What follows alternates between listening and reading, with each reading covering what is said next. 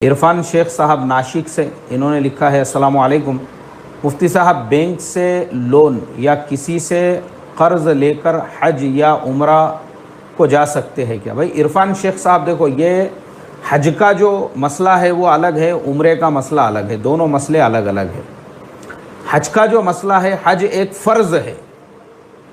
जैसे मैंने अभी क़ुरबानी का मसला बताया हूँ कि क़ुरबानी एक वाजिब है और उसके लिए शरीयत के अपने कुछ कंडीशंस है, शरीयत के अपने कुछ क्राइटेरियाज़ है। अगर आप उस लेवल पे पहुंच जाते हैं तो कुर्बानी खुद ब खुद आपके ऊपर वाजिब होती है। ऐसे ही ज़कात जो आपके ऊपर फ़र्ज़ होती है, अगर आप उस लेवल पे पहुंच जाते हैं तो ज़कात आपके ऊपर उस वक्त में फ़र्ज़ हो जाती है। आपको किसी को बोलने की ज़रूरत नहीं है कि आपके ऊपर ज़कात फ़र्ज़ हुई है, वो खुद अब आपको अपना हिसाब करके जो है ज़कात अदा करना है। ऐसे ही हज के लिए भी शरीयत के अपने कुछ उसूल है और उन उसूलों में से ये है कि भाई आपके पास इतना माल अगर जमा हो चुका है, इतना माल, इतना पैसा आपके पास में जमा हो चुका है, जो पैसे से आप बस सहूलत और आसानी से हज का सफ़र करके वापस अपने मकाम पे आ सकते हो और उस दरमियान में आपके घर वालों को फाका कशी की और भीख मांगने की ज़रूरत ना पड़े, आप उनको इतने पैसे देकर जा रहे हो, तो आपके ऊपर हज फ़र्ज़ होगा।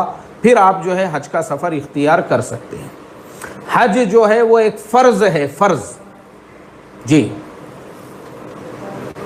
तो वो कब फ़र्ज़ होता है? जब आप उस क्राइटेरिया, उस लेवल के ऊपर पहुंचते हैं, तब आपके ऊपर फ़र्ज़ होता है। फिर वो आपके ऊपर अदा करना जो है लाजमी हो जाता है। फिर आपको हज करना ही करना है। अगर आप नहीं करोगे तो फिर आप गुनहगार होंगे।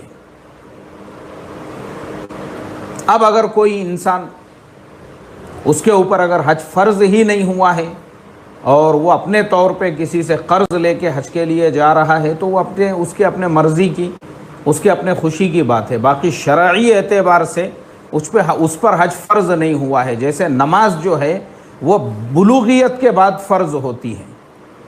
लड़का हो या लड़की, जब वो बालिग हो जावे, लड़का बालिग होता है, उसकी उम्र जब 15 साल को पहुंच जाए या उसको एहतिलाम हो जाए तो वो बालिग हो गए। अब उस पर नमाज फ़र्ज़ हो गई, नहीं नमाज पढ़ेगा तो गुनहगार होगा। ऐसे ही लड़की, जिस दिन उसको माहवारी शुरू हो जाए उस दिन वो बालिगा हो गई।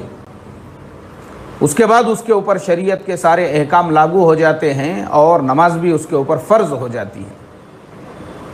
तो अब उसको नमाज़ पढ़ना ज़रूरी है। लेकिन उससे पहले जो बच्चे पढ़ते हैं, अभी जैसे आपने देखे होंगे मदरसों के अंदर, अब मैं ख़ुद मदरसे में जो है 7-8 साल की उम्र में मैं तब से लेके आज तक नमाज़ पढ़ रहा हूँ। यानी मेरे बालिग होने से पहले जो है कम से कम मैंने 6 से 7 साल जो है तहज्जुद के साथ में पूरी नमाज़ें पढ़ा हुआ हूँ। वो मेरे अकाउंट के अंदर समझो एक रिज़र्व वो ये है।